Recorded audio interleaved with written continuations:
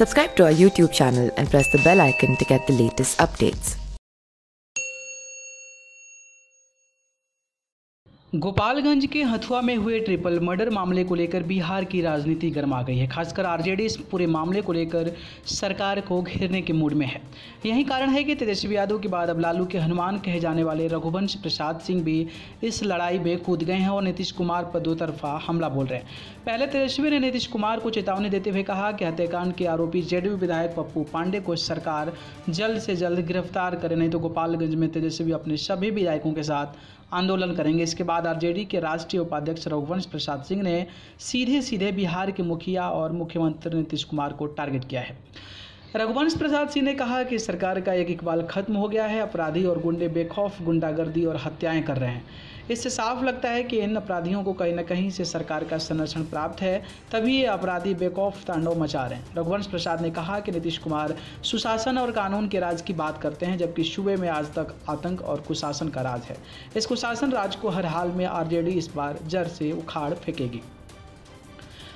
RJD के इस ताबड़तोड़ हमले के बाद एनडीए ने भी अब मोर्चा संभाल लिया। बीजेपी के फायर ब्रांड नेता और गोपालगंज के बैकुंठपुर विधायक मिथिलेश तिवारी ने नेता प्रतिपक्ष तेजस्वी यादव को खुली चुनौती देते हुए कहा कि तेजस्वी जिस गोपालगंज में अगर आंदोलन करने की चेतावनी दे रहे हैं तो हम उन्हें चुनौती देते हैं कि वो अपने पिता लालू यादव के गृह जिले से चुनाव लड़कर दिखाएं।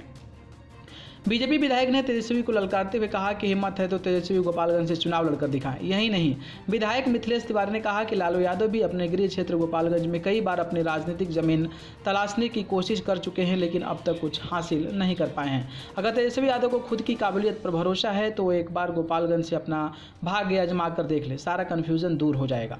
पिछले 2 दिनों में जिस तरह से तेजस्वी यादव इस हत्याकांड को लेकर अग्रेसिव हुए हैं और फिर नीतीश कुमार सरकार पर हमला बोल रहे हैं, इसके पीछे एक बड़ी वजह यह भी है और बड़ी स्ट्रेटेजी यह है जिसे लालू यादव ने तैयार ही किया है। तेजस्वी का अग्रेशन और इस हत्याकांड को एक नरसंहार का रूप देना दरअसल यह लालू के ही मास्टर प्लान का हिस्सा है। राजनीतिक चुनावकार मानते हैं कि दरअसल इसी साल चुनाव होने वाले हैं बिहार में। ऐसे में तेजस्वी और उनकी पूरी सेना इस मुद्दे को भुनाने, इसका चुनावी फायदा उठाने की कोशिश में है। इसके अलावा दूसरा एक बड़ा कारण यह भी है कि घायल जेपी यादव के अलावा जो उनके परिवार वालों के इस गोलीकांड में जान गई है, ये सभी यादव जाति के आते हैं, जो लालू और राष्ट्रीय जनता दल के कोर वोटर्स भी हैं।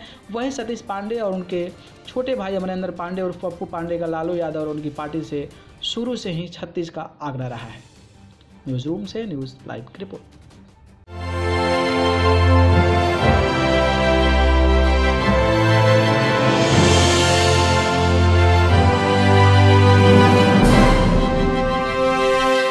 Subscribe to our YouTube channel and press the bell icon to get the latest updates.